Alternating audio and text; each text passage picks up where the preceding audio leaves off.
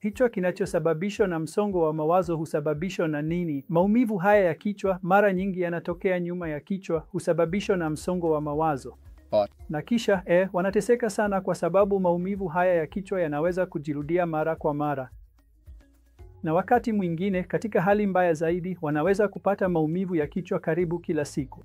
Na pamoja na maumivu ya kichwa, pia wanapata matatizo mengine kama vile kutokana na maumivu, hawawezi kuzingatia kazi zao za kila siku au kazi zao kazini. Kama ni mwanafunzi, hawezi kuzingatia masomo yake.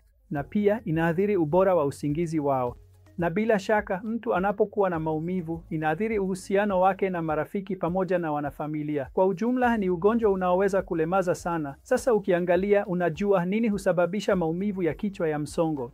Kwa hiyo namba moja, kama neno lenyewe linavyosema, msongo. Kwa hiyo ni msongo. Tunaposema msongo, tunazungumzia msongo wa mawazo na msongo wa mwili. Kwa hiyo kwanza nitaongelea kuhusu msongo wa mawazo au stress. Na leo unajua, ninapowaona wagonjwa kwenye OPD, ni nadra sana mtu aseme, daktari, mimi sina stress, ambayo ina maana karibu kila mtu ana stress.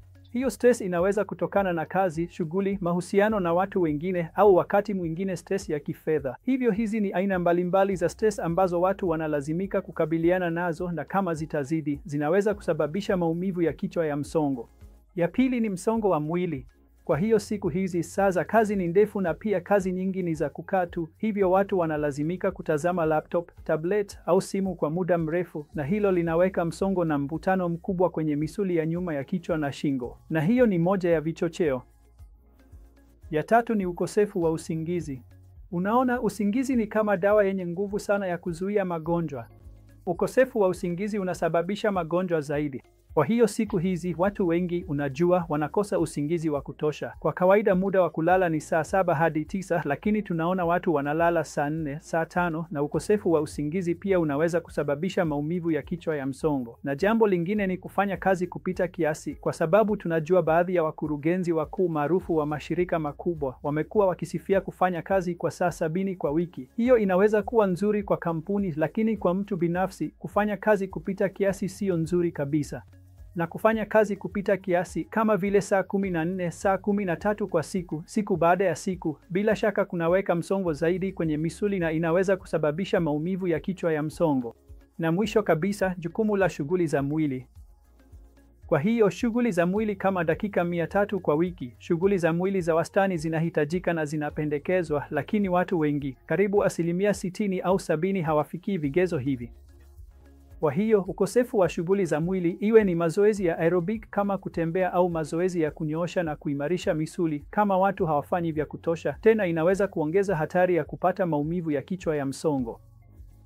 Kwa hiyo, kwa kifupi, kama tunataka kuepuka maumivu ya kichwa ya msongo, jambo la kwanza ni kudhibiti viwango vyako vya msongo wa mawazo, jaribu kuvipunguza. Dhibiti mzigo wako wa kazi, hivyo jaribu kuwa na saa za kazi zinazokubalika, kama saa 8 hadi 9 kwa siku pamoja na mapumziko ya mara kwa mara. Halafu kama unafanya kazi kwenye kompyuta kwa muda mrefu, kuna kitu kinaitwa kanuni ya 20-20-20 ambapo kila baada ya dakika 20, unatakiwa kuangalia kitu kilicho umbali wa futi 20 kwa sekunde 20 ili kupunguza shinikizo kwenye shingo yako. Kuna kitu kinaitwa tight neck syndrome ambapo unakuwa unaangalia simu yako kwa muda mrefu ukiwa umeinamisha shingo. Hii inaweza kuongeza maumivu ya kichwa na shingo. Mwisho ni kuhusu umuhimu wa kufanya mazoezi. Hivyo hakikisha unashiriki mara kwa mara kwenye shughuli za kimwili. Fanya mazoezi ya kunyoosha shingo na mgongo. Tutaweza kupunguza uwezekano wa kupata maumivu ya kichwa ya msongo wa mawazo.